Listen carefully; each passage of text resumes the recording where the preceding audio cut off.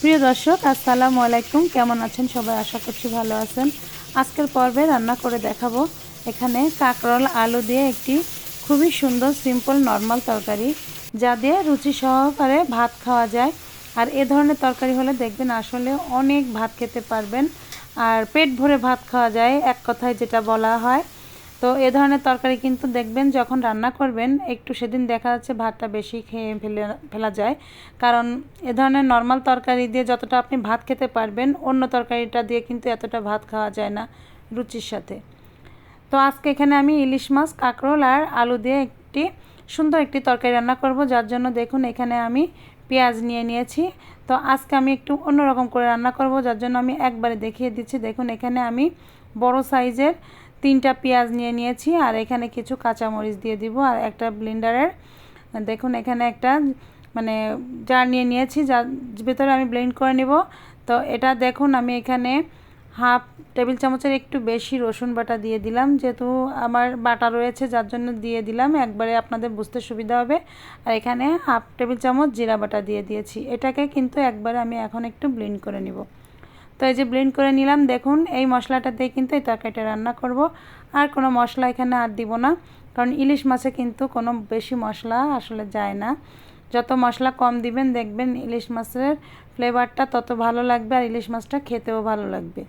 তো আমি তরকারি রান্না করার জন্য এখানে একবারে তেল দিয়ে দিয়েছি, আর এই তেলের উপরে দেখুন এই কাঁকরোলটা আর আলুটা কিছু সময় একটু ভেজে নেব। এভাবে ভেজে নিলে কিন্তু এই তরকারিটা রান্না করলে খেতে ভালো লাগবে, এবং এই আলু কাঁকরোলগুলো এত সুন্দরভাবে গলে যাবে একটু ভেজে নিলে, যার জন্য কিন্তু একটু ভেজে নিচ্ছি। তো সামান্য একটু কালারের জন্য আমি এখানে সামান্য একটু হলুদ দিয়ে দিলাম, দেখতে ভালো লাগবে, যার জন্য এটা কিন্তু আপনারা হলুদ ছাড়াও ভেজে নিতে পারেন। তো আমি এখানে ভেজে নিচ্ছি। আর এই ভাজিটা কিন্তু মাঝারি আঁচে করবেন, একবারে যদি চুলার আঁচটা বাড়িয়ে দিয়ে করেন তাহলে দেখা যাচ্ছে খুব দ্রুত এটা পুড়ে আসবে, আর সেদ্ধটা একটু কম হবে। আর দেখতেই পাচ্ছেন এই তেলের উপরেই কিন্তু আলু কাঁকরোলটা বেশ ভালোই কিন্তু সেদ্ধ সেদ্ধ হয়ে আসছে, দেখলে বোঝা যাচ্ছে। আর ঠিক এইভাবে কিন্তু ভেজে রান্না করলে, এই তরকারিটা রান্না করলে খেতে কিন্তু একটু স্বাদ আলাদা রকম লাগে, এতটা সুন্দর লাগবে আপনি বুঝতে পারবেন না, কিন্তু এই ভেজে নেওয়ার কারণেই কিন্তু এতটাই ভালো লাগে আসলে তরকারিটা। তো ভেজে নিলাম। আপনারা চাইলে এটা কিন্তু কষিয়েও রান্না করতে পারেন, না ভেজে রান্না করলেও সমস্যা নেই। এটা একবারে যেভাবে মশলার সঙ্গে কিন্তু এটা কষিয়েও রান্না করতে পারবেন, সেটাও কিন্তু ভালো লাগে, তবে সেই ক্ষেত্রে সেদ্ধ হতে একটু সময় লাগে। তো দেখুন আমি যে মশলাটা ব্লেন্ড করে নিয়েছিলাম সেটা কিন্তু একবারে আমি এই যে তেলের উপরে দিয়ে দিলাম। আর এই কাঁচামরিচ পেঁয়াজটা আমি এইভাবে ব্লেন্ড করে নিয়েছি। কাঁচামরিচটা আজকে কিন্তু আমি তরকারির সঙ্গে আলাদা করে দিব না, এইভাবে দিলাম, তরকারিটা কিন্তু কালারটা অনেক সুন্দর আসে। তো স্বাদ মতো লবণ আর হলুদটা দিয়ে দিলাম, দিয়ে এখন কিন্তু মশলাটাকে যতটুকু সম্ভব কষিয়ে নিতে হবে।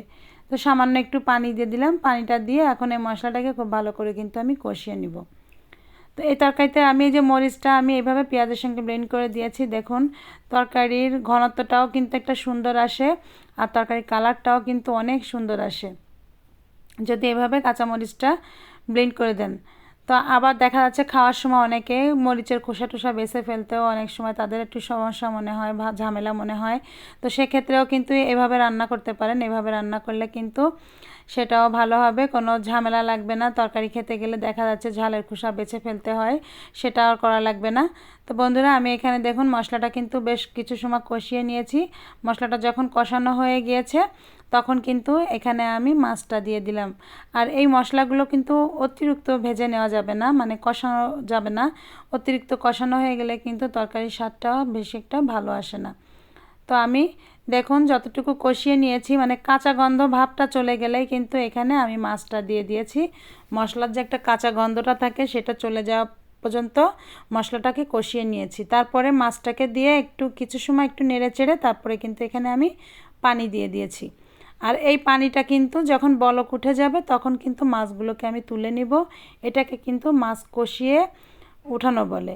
তো কাঁচা মাছ যারা না খেতে চান তারা কিন্তু একটু ভেজে নিতে পারেন, তবে এই ধরনের তরকারি কাঁচা কাঁচা রান্না করলে মাছটা খেতে ভালো লাগে। আর যেহেতু ইলিশ মাছ বলে কথা, ইলিশ মাছ আপনি যেভাবেই রান্না করবেন না কেন সেভাবেই ভালো লাগবে, তবে ইলিশ মাছটা কিন্তু এভাবে কাঁচা রান্না করলেই বেশি ভালো লাগে।